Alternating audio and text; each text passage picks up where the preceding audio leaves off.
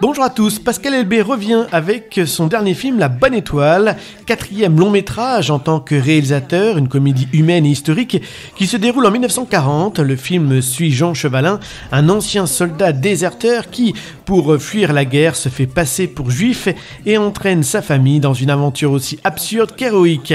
Entre drame, burlesque et humanité, La Bonne Étoile bouscule les certitudes et questionne les préjugés.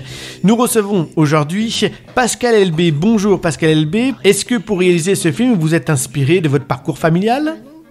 Non, mais ça fait écho à un intérêt sur cette période, un intérêt de l'histoire de toute façon.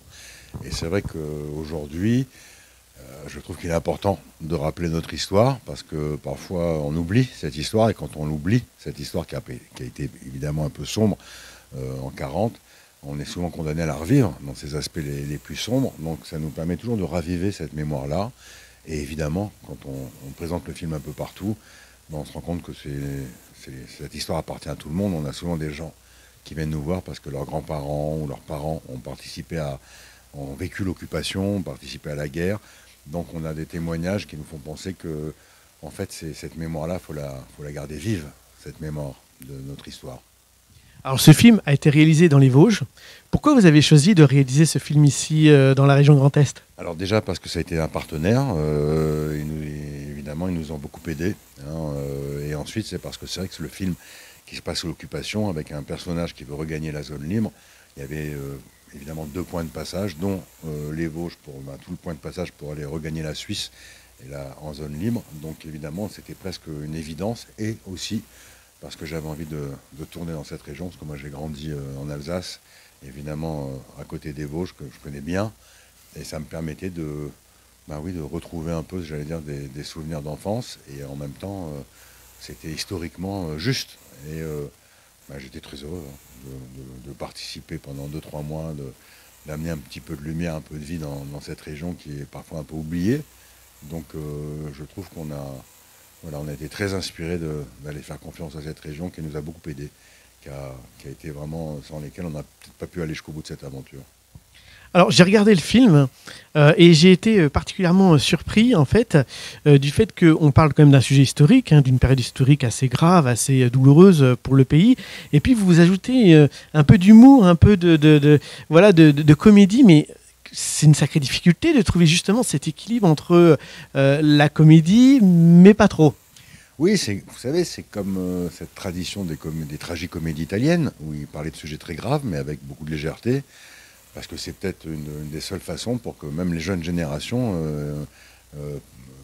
j'allais dire, soient touchées par cette histoire, et il faut pas leur faire peur. Mais en même temps, j'allais dire que notre mission, c'est de divertir. C'est pas un film d'archives, c'est pas un documentaire. Donc si je traite de cette histoire, j'aime bien convoquer aussi mes clowns pour pouvoir la raconter, et on la raconte pas plus mal. Mais c'était important de faire ce petit pas de côté pour que la façon de la traversée de Paris ou la Grande Vadrouille, même La Vie est belle, finalement ce sont des histoires assez terribles. Mais notre mission, c'est de divertir. C'est pas forcément de dire toujours aux gens quoi penser, comment penser. C'est de leur faire confiance, et même si on fait ce petit pas de côté sur l'histoire, il reste quand même l'histoire. Et c'est pour ça que vous avez choisi Benoît Poelvoorde peut-être pour incarner le rôle de Jean Chevalin ? Oui, parce que pour moi, Benoît Poelvoorde, il pourrait être le digne héritier d'un Bourvil, d'un De Funès. Il a une singularité, une humanité qui vous permet de pousser le curseur très, très haut. Donc c'est vrai qu'inconsciemment, je pense qu'il fait... Pour moi, il fait écho à tous ces clowns magnifiques qui ont bercé mon enfance. C'est vraiment l'héritier direct. L'occasion de parler du casting aussi de ce film. On retrouve notamment Zabou Bretman, Hugo Becker et d'autres. Ça a été compliqué de les convaincre à jouer dans ce film-là, ou alors ils ont tout de suite dit oui ? Non, ça a été une adhésion assez immédiate sur le scénario. Comme me disait Benoît Poelvoorde quand il avait reçu le scénario, il a dit « c'est terrible, mais qu'est-ce que j'ai ri ».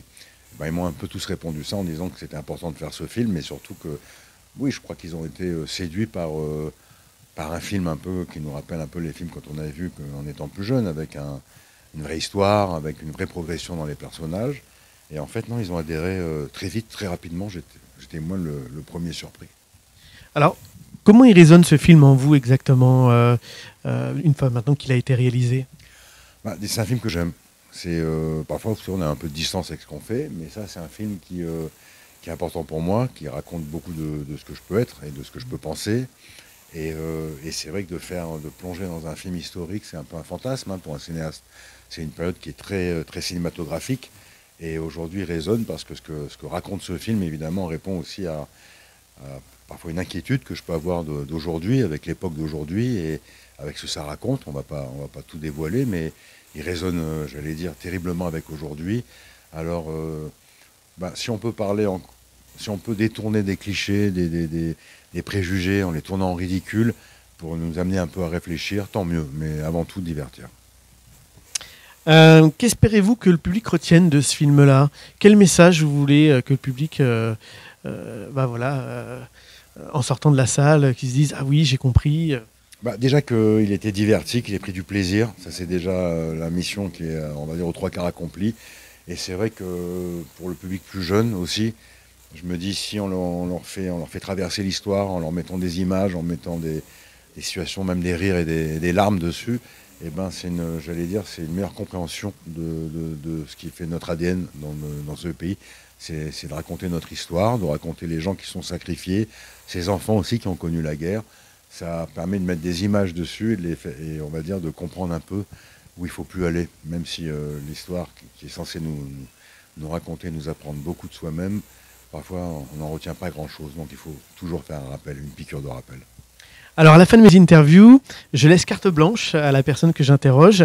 Donc je vous laisse carte blanche pour dire des mots qui vous viennent à l'esprit, des phrases en rapport avec votre film ou ailleurs, que vous voulez peut-être sensibiliser le public à quelque chose, je ne sais pas, à vous de me dire, mais je vous laisse carte blanche. Je finirai sur cette phrase que je cite parfois de John Ford, ce cinéaste qui avait dit, pour cette envie de revenir au cinéma, qui disait que finalement le cinéma c'est un peu comme faire l'amour.